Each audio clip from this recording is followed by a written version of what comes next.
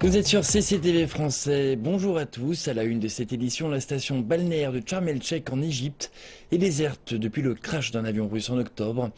La chute des activités touristiques cause des problèmes non seulement dans la région, mais touche aussi l'économie de tout le pays. Alors que les choses semblaient vouloir s'améliorer, Moscou a décidé jeudi de repousser à une date indéterminée la reprise des vols vers l'Égypte prévue ces jours-ci. Un autre dur coup pour l'industrie touristique. Sharm el-Sheikh, qui était autrefois un joyau du tourisme au Moyen-Orient, est maintenant devenue une ville fantôme. Une attaque terroriste revendiquée par le groupe armé État islamique en octobre a visé un avion commercial russe au-dessus du Sinaï, tuant les 224 personnes à bord. La Russie, qui envoyait le plus grand nombre de touristes dans le pays, a imposé un embargo sur les vols vers l'Égypte.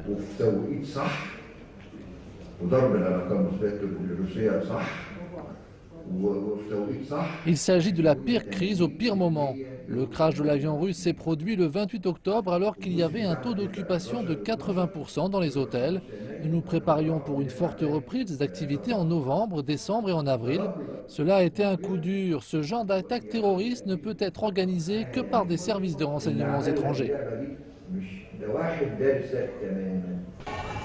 Plus de 75 hôtels de Sharm el-Sheikh ont fermé leurs portes depuis 3 mois. D'autres font de leur mieux pour tenter de survivre. Nous tentons de trouver de nouveaux marchés. Nous avons déjà le marché ukrainien, mais nous avons un taux d'occupation qui s'élève seulement à 10%. C'est très différent de ce que nous avons connu par le passé. Malgré tout, les touristes qui se rendent en Égypte sont généralement très satisfaits de leur expérience dans cette station balnéaire. L'Égypte peut compter sur la magnifique mer Rouge. Il y a beaucoup de poissons et c'est une expérience formidable de pouvoir plonger ici. Nous avons aussi pu faire de la moto dans le désert. C'était une belle expérience. Was surprised by Egyptian hospitality. J'ai été très surpris par l'hospitalité égyptienne. Les gens sont très gentils. En ce qui concerne la mer Rouge et les hôtels, tout est de très haut calibre, c'est très bien. Everything is tip top. Tip top. Absolutely very wonderful. Pour permettre à l'industrie de survivre, la Banque centrale d'Égypte a accordé plus de temps à toutes les entreprises de ce secteur pour rembourser leurs emprunts. Mais d'autres gestes semblables seront probablement nécessaires. L'industrie du tourisme a survécu à des vagues de violence dans les années 80 et 90, ainsi qu'à 2 soulèvements lors des 5 dernières années. Mais les experts pensent que la crise actuelle est la pire que le pays a traversée lors des 30 dernières années et qu'elle pourrait être fatale si elle perdure.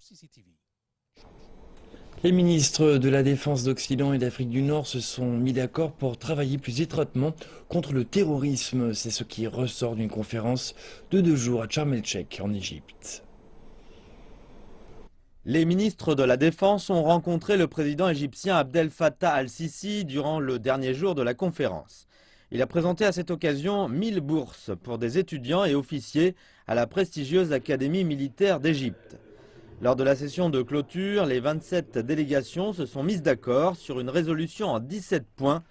La plus notable est l'amélioration de la coopération militaire et sécuritaire afin d'empêcher la contrebande d'armes, pour établir une patrouille aux frontières et pour partager les informations et renseignements.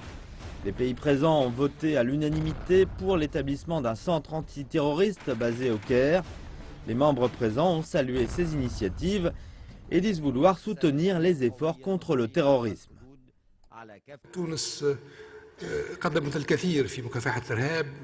La Tunisie a été active dans la lutte contre le terrorisme et a réussi à mettre fin à un projet diabolique d'établissement d'un émirat extrémiste dans le pays.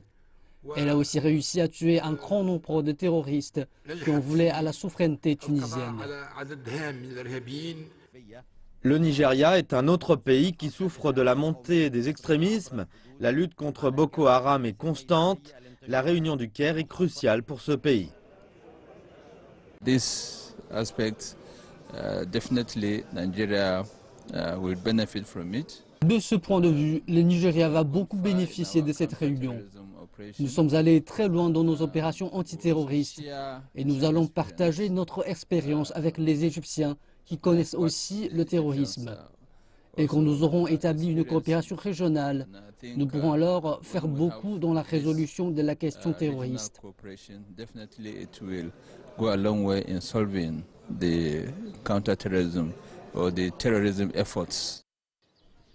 La conférence avait lieu à Sharm el-Sheikh, une ville qui fait face à de nombreux actes terroristes depuis 20 ans. Le dernier en date étant l'avion russe abattu au-dessus du Sinaï en octobre dernier. La fin du terrorisme serait à même de revitaliser cette station balnéaire désertée par les touristes. La population de l'Ouganda a augmenté de plus de 40% depuis 2002. C'est ce qui ressort du dernier recensement. Des chiffres qui montrent aussi que les Ougandais vivent plus longtemps et font moins d'enfants.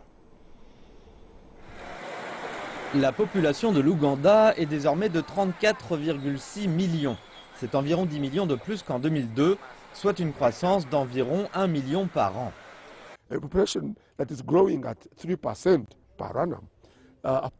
Une croissance de 3% par an devrait voir la population doubler dans 23 ou 25 ans. Mais nous observons aussi une tendance à la décélération. La fertilité est sur le déclin et tire la croissance vers le bas.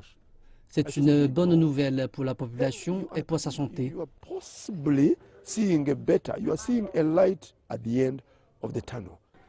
Le recensement montre qu'il y a plus d'enfants en Ouganda et moins de personnes âgées. Mais l'espérance de vie s'est améliorée et les Ougandais vivent en moyenne 63 ans. Nous étions bloqués à 48 ans pour les hommes et 52 pour les femmes. Maintenant, 63 ans, c'est un exploit, parce que dans la plupart des pays développés, c'est 75 ans. Alors 63 pour nous, c'est un chiffre encourageant. Nous devons mener des études démographiques et les combiner avec le recensement pour obtenir des chiffres plus fiables encore.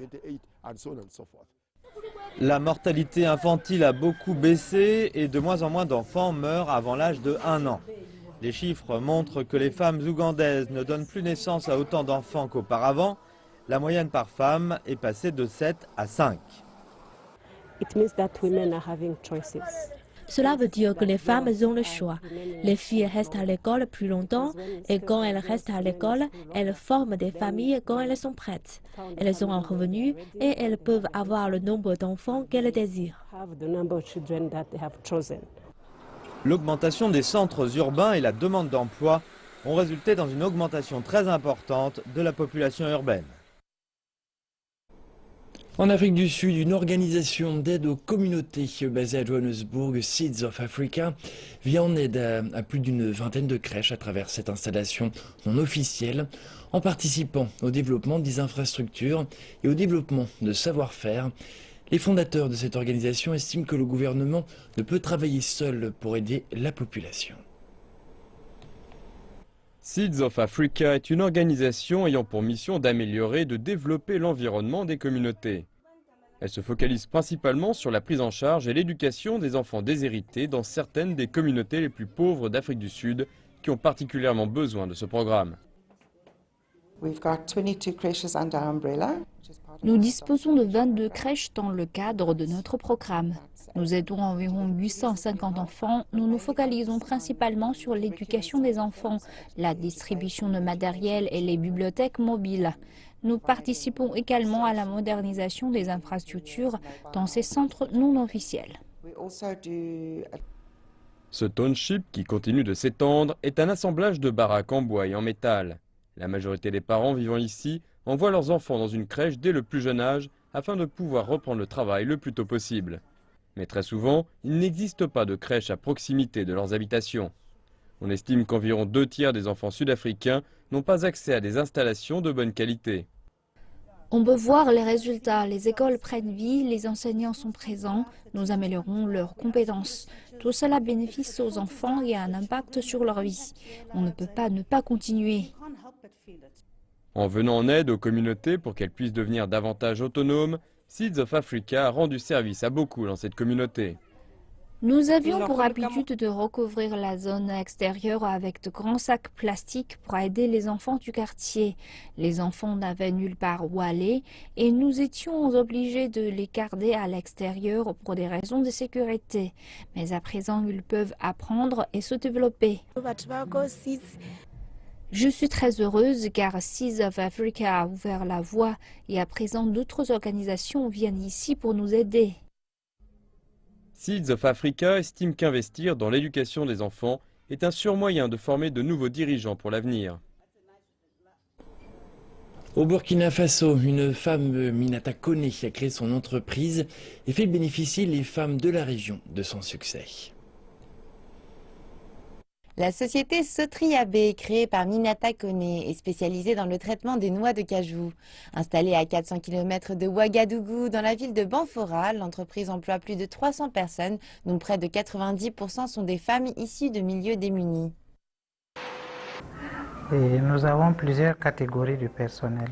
Nous avons des personnels qui ont des contrats à durée illimitée, des personnels qui ont des contrats saisonniers et ceux qu'on appelle les journaliers qui constituent le plus grand nombre. Depuis sa création en 2006, la société a transformé plus de 3000 tonnes de noix de cajou et a vendu en excédent 512 tonnes d'amandes blanches. Mais cela n'a pas été de tout repos pour Minata Kone. Elle a commencé avec très peu de mouvements de stock. Il lui aura fallu 10 ans de persévérance et de dur labeur pour conquérir le marché local et commencer à exporter vers l'Europe et l'Amérique. Nous sommes allés sur l'Union européenne avec un gros client qui achetait toute notre production. Et j'avoue que c'est sur ce marché que je peux dire aujourd'hui que nous avons fait de l'international sur l'Union européenne. Et tous nos produits pendant 2 ans ont été vendus sur le marché européen. Et c'est par la suite que depuis 2010, nous exportons sur le marché américain à travers un grand groupe qui est venu nous visiter ici. Encore aujourd'hui, de nombreux défis restent à relever. Puis que l'entreprise existe, nous n'avons jamais pu boucler nos besoins d'un fonds de roulement avec une structure de financement local. Jamais. Nous, particulièrement à la Sotriabé, nos fonds viennent de l'extérieur. Et ça devient très cher, ça devient coûteux et ça pèse sur l'entreprise.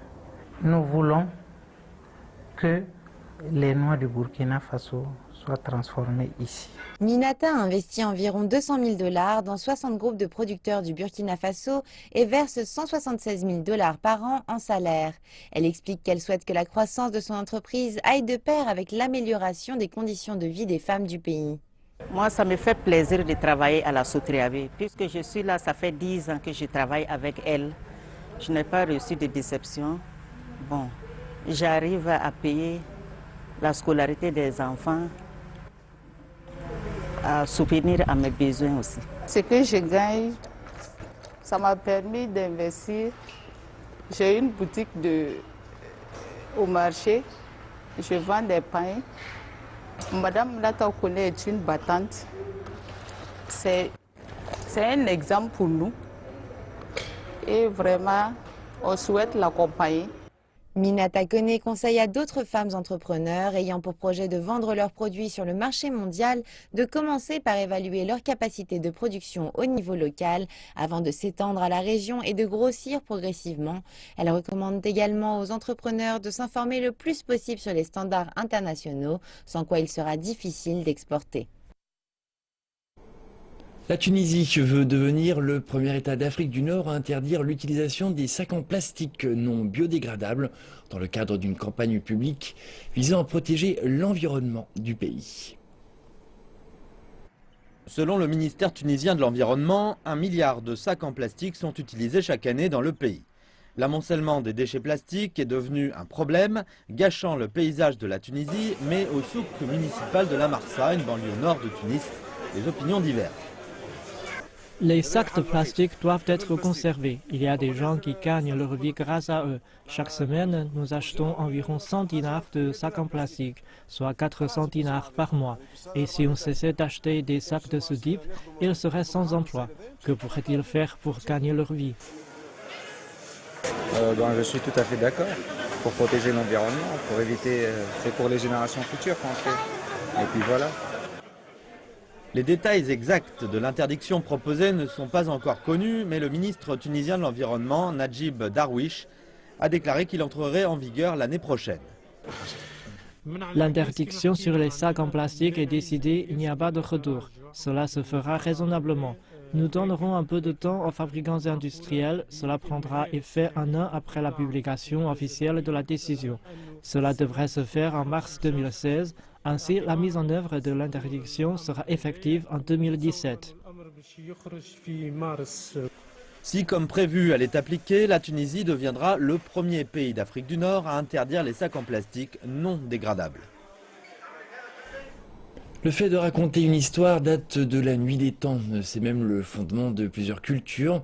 Mais quelle est la place du folklore dans un monde où Twitter et Netflix existent? Une équipe d'écrivains kenyans est déterminée à maintenir la tradition vivante. Ils demandent de l'aide aux conteurs du continent.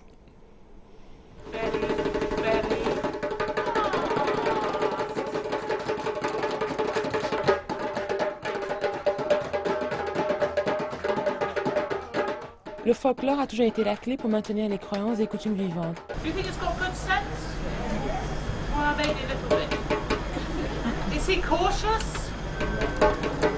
La sagesse et les mots des ancêtres sont transmis de génération en génération.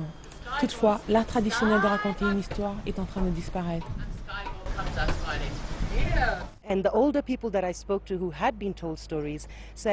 J'ai discuté avec les aînés et ils disent que les jeunes d'aujourd'hui sont plus intéressés par ce qui se passe à la télé.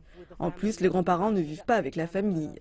Le problème avec les histoires qui sont transmises à l'oral, c'est que le moment où la génération qui la connaît disparaît, l'histoire est perdue à tout jamais. Kwani, réseau littéraire kényan, a organisé son premier festival dédié à la littérature orale.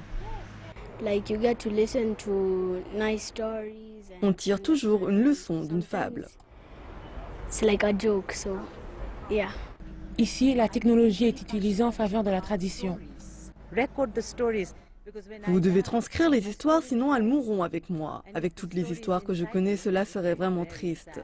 Les mots aiment être prononcés. Dès que cela est fait, ils seront connus pour toujours.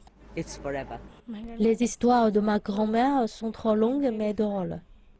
D'après Maïmouna Jallo, conteuse d'histoire, l'une des solutions pour que le folklore africain survive à notre époque serait si les sociétés réinventent les contes traditionnels en restant fidèles à la forme artistique.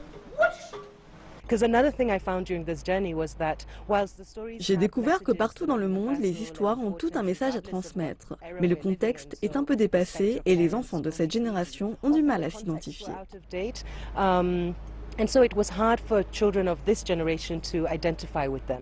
Kwani est un concours qui encourage les jeunes écrivains à créer leur propre version du folklore africain.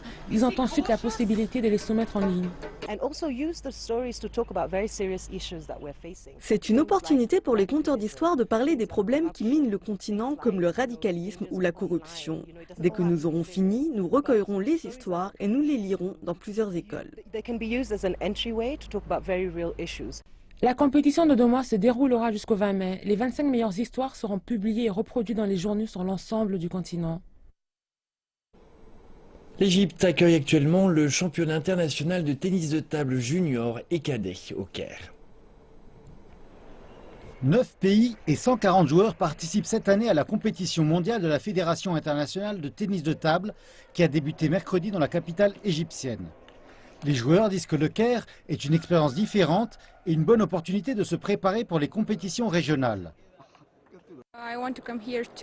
Je voulais venir ici pour effectuer plus de matchs, pour jouer après cela en Europe et me préparer davantage pour les Jeux. Ici, c'est un style différent par rapport à l'Europe.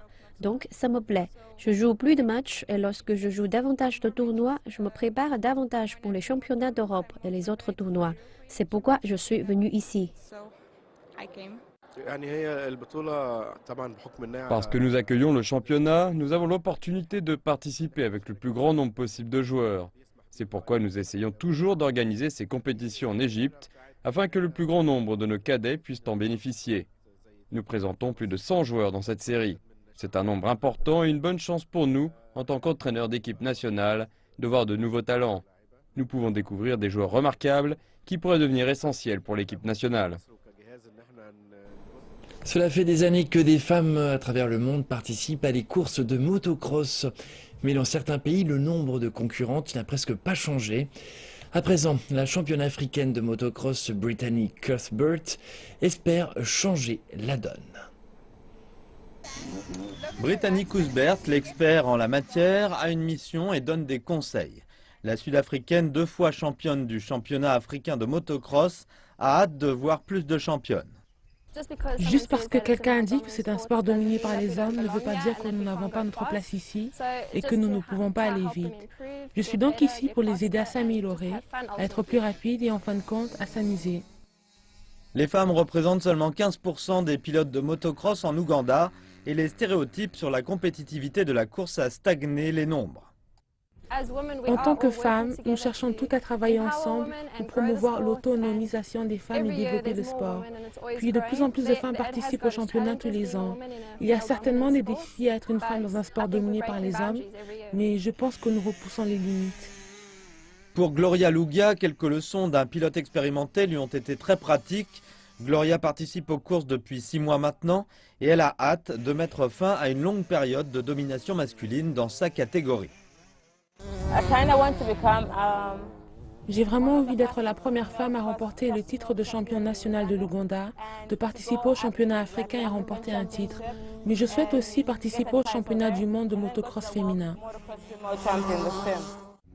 Tandis que les pilotes féminins continuent de travailler sans relâche afin de montrer qu'elles aussi peuvent être de vrais athlètes, des décisions difficiles à prendre se trouveront sur leur chemin. Pour les familles de pilotes masculins qui joignent la discipline, cela s'avère être difficile. Donc, concernant les femmes et les enfants, c'est tout autre chose. Mais les familles qui ont joint la discipline de sport automobile se montrent plus réceptives à la participation des femmes au championnat. Et c'est pourquoi nous avons de jeunes pilotes qui font du motocross aujourd'hui. Les championnats locaux accueillent des pilotes féminins, mais juste quelques femmes sont devenues championnes de leur discipline. Espérant que les efforts déployés se traduiront par l'augmentation du nombre de pilotes féminins dans le motocross. Et c'est la fin de cette édition. Merci de votre attention et à très bientôt sur CCTV Français.